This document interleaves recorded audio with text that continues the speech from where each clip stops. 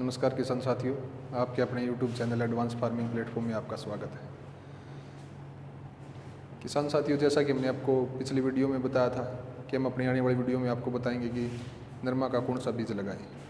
किसान साथियों, अभी नरमा की बिजाई का समय है और हमारे किसान भाई बड़े असमंजस में हैं। गुलाबी सुंडी के प्रकोप को देखते हुए अब हमारे किसान साथियों ये समझ नहीं आ रहा कि नरमा का कौन सा बीज लगाएं। किसान साथियों, नरमा बिजाई से पहले मैं किसान साथियों कुछ बहुत ही ज़रूरी बातें बताना चाहूँगा। किसान साथियों, नरमा के बिजाई से पहले यदि आपके खेत में पिछले साल की नरमा की लकड़ियाँ पड़ी हो तो सबसे पहले उनका निस्तारण करो। किसान साथियों, जो नरमा की लकड़ी है पिछली साल की, उनके अंदर गुलाबी सुंडी है वो बहुत ज़्यादा मात्रा में है। साथियों, जो आपके खेत में पिछली साल की लकड़ियाँ पड़ी हुई है, यदि आपने उनका निस्तारण नहीं किया तो जैसे ही आप नरमा की बिजाई करोगे और जैसे ही नरमा ग्रोथ पे आएगी, वो गुलाबी सुंडी वहाँ से निकल के डायरेक्ट आपके कॉटन के ऊपर अटैक करेगी। तो किसान साथियों, सबसे पहले यदि आपके आसपास भी किसी पड़ोसी के खेत में भी यदि लकड़ियाँ पड़ी हुई हैं तो सबसे पहले उनको वहाँ से उठाएं और उनका जो वेस्टेज है उनको जला दें। किसान साथियों, अब बात आती है नरमा का कौन सा बीज लगाएं। तो किसान साथियों, नरमा की दो तरह की वैरायटियाँ होती हैं, एक लंबे समय की वैरायटी और एक कम समय की वैरायटी। तो किसान साथियों, गुलाबी सुंडी के प्रकोप को देखते हुए हमें इस समय कोई भी लंबे समय की वैरायटी का यूज़ नहीं करना है।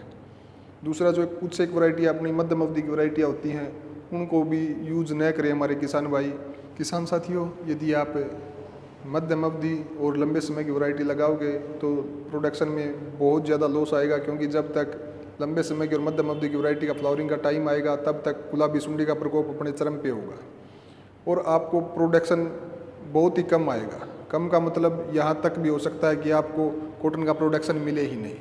तो इसलिए किसान साथियों, आपको नरमा की कम समय की वैरायटी ही लगानी है, चाहे आप कौन सी भी कंपनी की लगाओ, लेकिन नरमा की कम समय की वैरायटी का ही यूज कीजिए। मैं सभी दुकानदार साथियों से भी अपील करना चाहूँगा कि हमारे सभी किसान भाइयों को कम समय की वैरायटी ही उपलब्ध कराएं। ये न हो कि आपको किसी कंपनी के प्रेशर में या अपने 100-200 रुपये के लालच में आके किसी किसान भाई का बहुत ज़्यादा नुकसान करवा दो। तो किसान साथियों, आप भी इतने भोले मत बनो कि दुकान पे गए और दुकानदार ने जो उठा के दे दिया वो लेके आ गए। नहीं, यदि आपको नरमा की बिजाई करनी है तो कम समय की वैरायटी ही लगानी है। साथियों, अब बात करेंगे लंबे समय की कौन सी वैरायटी है और शॉर्ट ड्यूरेशन कम समय की कौन सी वैरायटी। किसान साथियों, पहले हम बात करेंगे लंबे समय की वैरायटी जो आपको नहीं लगानी है। अब बताते हैं आपको लंबे समय की वैरायटी है कौन सी।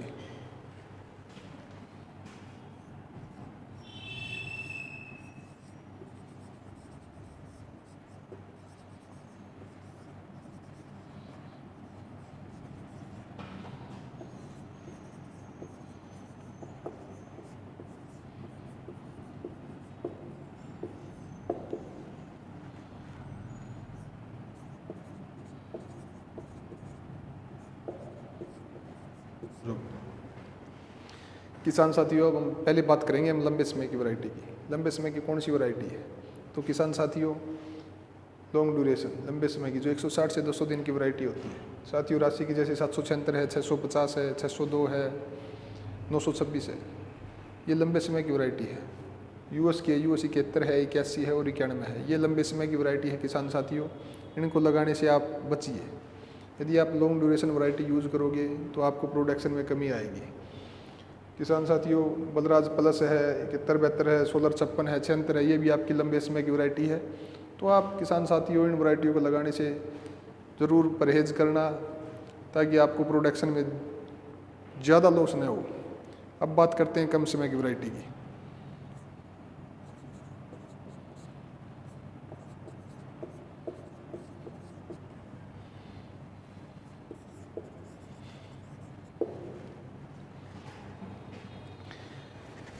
किसान साथियों, अब बात करेंगे कम समय की वैरायटी की जो आपको लगानी है। तो किसान साथियों, कम समय की वैरायटी है, काफ़ी वैरायटी है। राशि की है, 773 है, 653 है, ये आपकी कम समय की वैरायटी है। ये ग्रोथ के साथ साथ फ्लावरिंग भी बहुत जल्दी ले लेती है। दूसरी यूएस की है, यूएस 51 है, कम समय की वैरायटी है। नुजी विडुगा सिमसिम है, टैलेंट है, ये भी कम समय की वैरायटी है। और दोस्तों, एक अच्छा बीज है श्रीकर बायोटेक की है, श्रीकर बायोटेक की श्रीकर 1818, बहुत ही कम समय की वैरायटी, लगभग 135 दिन की वैरायटी है। वो बहुत ही जल्दी अपना फल तैयार करती है। जैसे सोलर की भी है, सोलर की बैंक है, ये भी बहुत ही अच्छी वैरायटी है। तो किसान साथियों अभी आप कम समय की वैरायटी लगा सकते हो। ये काफ़ी वैरायटी है कम समय की जो आपके सामने लिखी हुई है, तो ये बहुत ही अच्छी वैरायटी है। यदि आप कम समय की वैरायटी लगाओगे तो होगा क्या किसान साथियों, गुलाबी सुंडी का अटैक लगभग सितंबर के आसपास अपने चरम पे होगा, और सितंबर तक जो कम समय की वैरायटी है वो काफ़ी अच्छा फल है वो तैयार कर चुकी होगी, और आपको कुछ हद तक, ज़्यादा तो नहीं कहेंगे, कुछ हद तक आपका गुलाबी सुंडी से बचाव हो जाएगा, क्योंकि तब तक आपकी 10, 12, 15 मन तक की कॉटन के टिंडे तैयार हो चुके होंगे। तो किसान साथियों, मैं सभी अपने युवा किसान साथियों से एक अपील करना चाहूँगा कि आपके अपने YouTube channel advance farming platform को सब्सक्राइब कीजिए और रिंग आइकन ज़रूर दबाएं, ताकि हम जैसे ही अपनी नेक्स्ट वीडियो अपलोड करें, जैसे ही आपको कोई खेती से संबंधित कोई ज़रूरी जानकारी दें, आपको तुरंत नोटिफिकेशन मिल सके और आप तुरंत उसको हमारे साथ साझा कर सको। हम जितनी भी आपको जानकारी दें वो जल्दी से जल्दी आप तक पहुँचे।